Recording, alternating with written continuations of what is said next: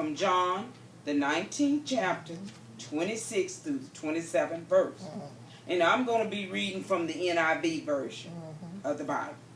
When Jesus saw his mother there and the disciples who he loved standing nearby, he said to his mother and to the disciples, "Here is your mother." And Jesus looked down from the cross, was still filled with concern of a son for the earthly need of his mother. None of his brothers was there to care for her. So he gave this task to Apostle John. Here we clearly see Christ being humble.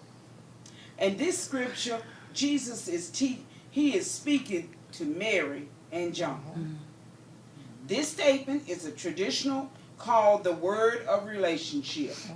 And in it, Jesus entrusted Mary, his mother, into the cares of the disciples whom Jesus loved. And Jesus looked down from the cross to see his mother standing nearby.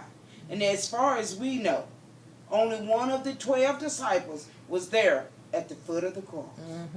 The disciples whom Jesus loved, usually identified as John, humble and in pain. He thought not of himself, but concerned in the well-being of his mother after his death. This shows Jesus' humble and the depth of love he had for his mother and the disciples and to those who cared and trusted her. Jesus and Mary are together again at the beginning of the ministry in Cana and now at the end of his public ministry at the foot of the cross. What sorrow must fill her heart to see her son marked and scorned and crucified once again. A sword pierced Mary's soul. We are reminded of this prediction of Simon at the temple, Luke 2:35. There are four people at the foot of the cross. Mary and Mary's mother's sister, and John the disciples, and Mary Magdalene. Okay, and Mary's mother. Mary's sister, yeah. He addressed this third word to Mary and John, the only eyewitness of the gospel of the witness that was written. But again, Jesus rises above this occasion, and his concerns are for the ones that love him. The good son that he is. Jesus is concerned about taking care of his mother.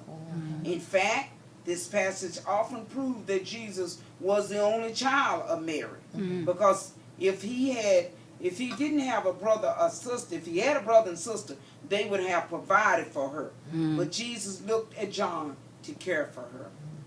Even while dying, Jesus was with others, and he thought of his mother among others, and made arrangements to assure that she would not lack in anything. And when Jesus saw his mother there and the disciples whom he loved standing nearby, he said to his mother, "Dear woman, here's your son." And to the disciple John, he says, "Here's your mother." And from that time on, this disciple took her into his home. And when we suffer, we become so completely observed of others that we forget everything else.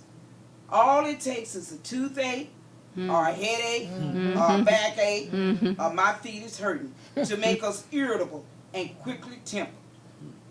It is therefore amazing to see Jesus here, suspended on the cross, making arrangements for the care of his mother.